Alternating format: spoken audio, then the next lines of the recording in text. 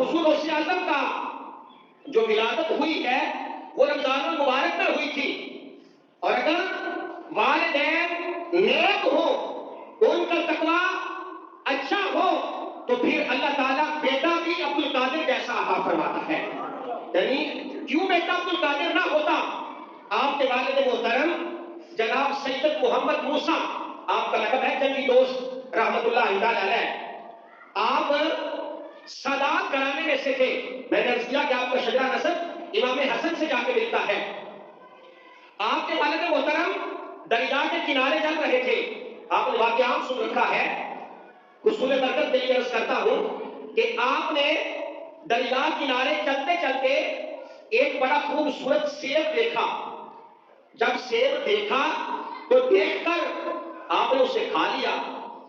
جب سیب کھا لیا تو دل میں یہ خیال آیا کہ مجھے تو پتہ ہی نہیں کہ اس سیب کا مالک کون ہے، یہ تو دریا میں چلتا آ رہا تھا، میں نے پکڑا اور کھا لیا۔ دل میں فوراً خیال آ گیا کہ میں دیکھتا ہوں اس کا مالک کون ہے، یہ تو اس کا سیب ہے، میں اسے معافی مانگوں گا کہ میں نے اس کے باغ کا سیب کھا لیا ہے۔ آج نہ جانے ہم کیا کیا کھا جاتے ہیں اور ہمارے دل میں کبھی خیال نہیں آیا کہ ہم حلال کھا رہے ہیں یا حرام کھا رہے ہیں۔ ہم کسی کا حصہ، کسی کی زمین، کسی کی جائیداد ایسے ہی ہڑپ کر جاتے ہیں اور ہمارے دل میں کبھی خیال نہیں آیا کہ ہمیں مرنا ہے، مر کے اللہ کی بارگاہ میں حاضر ہونا ہے۔ دل میں خیال آ گیا کہ یہ سیب میں نے کھا تو لیا ہے، اس کا مالک پتہ نہیں کون ہے۔ اسی دریا کے کنارے کنارے چلتے گئے، دیکھا کہ دریا کے کنارے پہ ایک بہت خوبصورت سیب کا درخت ہے جو سیبوں سے لگا ہوا ہے، اس کا کچھ حصہ اس دریا کے اندر لگ رہا ہے۔ آپ سمجھ گئے کہ یہ جو سیب ہے اسی درخت کا ہے۔ جب پوچھا تو پوچھنے پر پتہ چلا کہ اس کا مالک جو ہے وہ بھی بہت نیک، با کرامت اور اللہ کا برگزیدہ بندہ ہے، جناب عبداللہ صومعی رضی اللہ تعالیٰ عنہ۔ جب آپ وہاں گئے تو جا کے کہا کہ حضرت میں نے آپ کے باغ کا ایک سیب ایسے کھا لیا ہے، تو آپ مہربانی فرمائیں یا اس کی قیمت وصول کر لیں یا مجھے اللہ کی رضا کے لیے معاف کر دیں۔ آپ وہ بھی صاحب نظر تھے، با کمال تھے۔ اصل میں معاملہ یہ ہے کہ آج جو اولیاء کرام کو معاذ اللہ برا بلا کہا جاتا ہے، اصل اولیاء کا فقدان ہے۔ مارکیٹ میں بہروپیے زیادہ آ گئے ہیں۔ انہوں نے دیکھا کہ جو نوجوان ایک سیب کے لیے اتنا سفر کر کے میرے پاس آیا ہے، یہ بھی کوئی عام بچہ نہیں ہے۔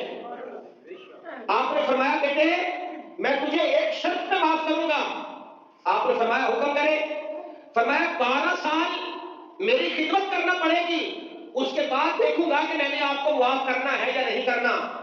آپ نے تھوڑا توقف فرمایا اور توقف فرمانے کے بعد عرض کیا کہ یہ تو میں نے دنیا کا ایک سیب کھایا ہے، نہ جانے قیامت کے دن اسی بات پہ پکڑا جاؤں اور اللہ کے ہاں مجرم ٹھہروں۔ آپ نے کہا کہ میں ٹھیک ہے جیسا آپ حکم کرتے ہیں۔ 12 سال خدمت کرتے رہے۔ آپ حضرت عبداللہ صومعی آپ کو شب و روز دیکھتے رہے۔ دیکھتے کیوں نہ، آپ نبی کریم صلی اللہ علیہ وسلم کی آل میں سے تھے، شب و روز دیکھا۔ 12 سال گزر گئے۔ عرض کیا حضرت آپ مجھے معافی ارشاد فرمائیں، اب میں اپنے گھر واپس جانا چاہتا ہوں۔ آپ نے فرمایا بیٹے میں تجھے معاف تو کر دوں گا لیکن میری ایک شرط اور ہے۔ آپ نے فرمایا آپ کون سی شرط ہے؟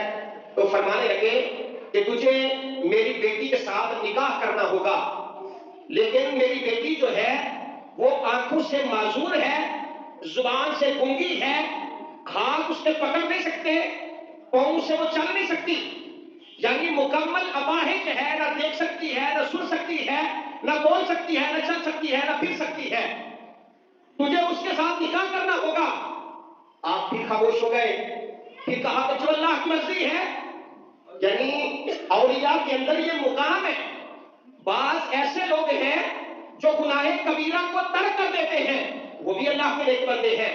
بعض ایسے لوگ ہوتے ہیں جو صغیرہ گناہ، چھوٹے چھوٹے گناہوں سے بھی بچتے ہیں، اور کچھ ایسے اللہ کے ولی ہوتے ہیں کہ وہ چیزوں میں شک ہو انہیں بھی اللہ کی رضا کے لیے چھوڑ دیتے ہیں، وہ حرام کے قریب بھی نہیں جاتے۔ کہا یہ تو دنیا کی زندگی ہے جس میں ایک سانس کا اعتبار نہیں کہ آئے یا نہ آئے۔ آپ نے کہا کہ ٹھیک ہے میں نکاح کرنے کے لیے تیار ہوں، اور ساتھ فرمایا کہ تجھے 2 سال مزید بیٹے یہاں رہنا پڑے گا۔ آپ نے کہا ٹھیک ہے، نکاح ہو گیا۔ نکاح کے بعد جب آپ اپنے کمرے میں گئے، وہاں جا کے دیکھا تو معاملہ اس کے برعکس تھا۔ تو سامنے خاتون تھی، وہ خوبصورت بھی تھی، آنکھوں سے بینا تھی، بول بھی سکتی تھی، اس کے سارے اعضائے رئیسیہ ٹھیک تھے۔ آپ فوراً باہر آ گئے اور آ کے آپ نے عرض کیا کہ حضرت آپ نے کہیں مجھے غلط جگہ پہ تو نہیں بھیج دیا؟ جو آپ نے اپنی بیٹی کے متعلق ارشاد فرمایا تھا وہ بیٹی تو وہاں موجود نہیں ہے۔ تو آپ نے فرمایا عبد القادر کے والد کو کہ اے محمد موسیٰ جنگی دوست، جو میں نے کہا تھا وہی بیٹی تیرے کمرے میں موجود ہے۔ کیوں نہ ہوتی، سید زادی تھی، کیوں نہ ایسا ہوتا کہ سرکار کی لخت جگر سیدہ فاطمہ الزہرا کا اسوہ لے کر جو خاتون اس وقت بیٹھی ہوئی تھی، اگر اس کی سیرت اور کردار سے سیدہ فاطمہ کے کردار کی خوشبو نہ آتی تو اور کیا ہوتا؟ آپ نے کہا کہ اے عبد القادر کے والد، اے محمد موسیٰ جنگی دوست، جو میں نے کہا تھا وہ سچ کہا تھا، جو بیٹی اندر موجود ہے میں نے کہا تھا وہ دیکھ نہیں سکتی۔ فرمایا اس کی نظر نے آج تک کسی غیر محرم کو نہیں دیکھا۔ اے ذرا سبحان اللہ، اس کی نظر نے آج تک کسی غیر محرم کو نہیں دیکھا۔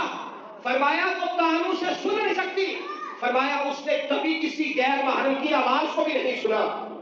آپ نے فرمایا میری بیٹی نے کبھی کسی غیر محرم کی آواز کو نہیں سنا، میری بیٹی کا ہاتھ آج تک اللہ کے حکم کے خلاف نہیں گیا، اور میری بیٹی کے پیر تو میں نے کہا چل نہیں سکتی، میری بیٹی کبھی اللہ کے حکم کے خلاف کسی کی طرف چل کے نہیں گئی۔ پھر جب ماں کا تقویٰ ایسا ہو کہ جس نے کبھی کسی کو دیکھا ہی نہ ہو، تقوی کے اعلیٰ مقام پہ فائز ہو، اور جس کا باپ ایک سیب کھا کر 12 سال خدمت کرتا رہے، اگر ان کے ہاں بیٹا بھی پیدا ہوگا تو شیخ عبد القادر جیسا پیدا ہوگا۔